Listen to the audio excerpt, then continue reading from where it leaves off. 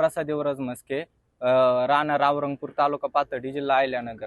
दिनांक 1 फेब्रुवारी 2026 रोजी रात्री 12 वाजल्याच्या सुमारास आमच्या घरावरती दगडफेक करून, खिडक्याची जाळपोळ करून गावातील लोकांनी ना घरातील 3 लाख रुपये नेऊन सामान सगळं उद्ध्वस्त केलं आणि आजी आणि आईला माझ्या मारहाण केली. पाथर्डी पोलीस स्टेशनला आई आणि आजी फिर्याद दाखल करण्यासाठी गेल्या असता तेथील PI विलास पुजारी हे आईला धमकी दिली त्यांनी की तू जर आरोपीवरती गुन्हा दाखल केला तर मी तुझ्यावरती 353 दाखल करीन.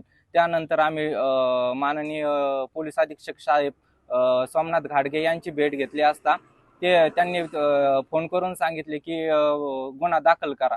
तर DYSP यांच्याकडे आम्ही गेलो असता DYSP सुद्धा याच्यात काही दखल घेतली नाही.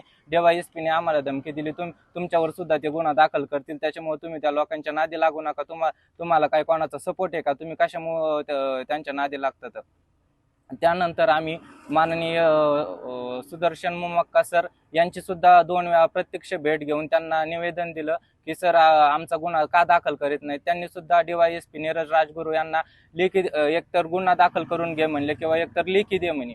तर त्यांनी अजूनपर्यंत आम्हाला कुठल्याही प्रकारची लेखी दिलेली नाही आणि काही नाही. या अगोदर दिनांक 5/8/2025 रोजी आरोपीवरती या अगोदर सुद्धा गुन्हा दाखल आहे, तरी सुद्धा त्यांची गुन्ह्याचा आतापर्यंत कोणताही तपास केला नाही. आम्ही कॉल केला असं तुम्ही का आरोपींना अटक केला नाही, तर ते म्हणतात चार्जशीट कोर्टात दाखल केलंय आणि आम्हाला समज पाठवतात की समजमध्ये की गुन्ह्याचा तपास आमच्याकडे आणि तुम्ही गुन्हा हे तपास कामी तुम्हाला बोलावण्यात येईल. मग हे DYSP का वारंवार आरोपींना पाठीशी घालतात.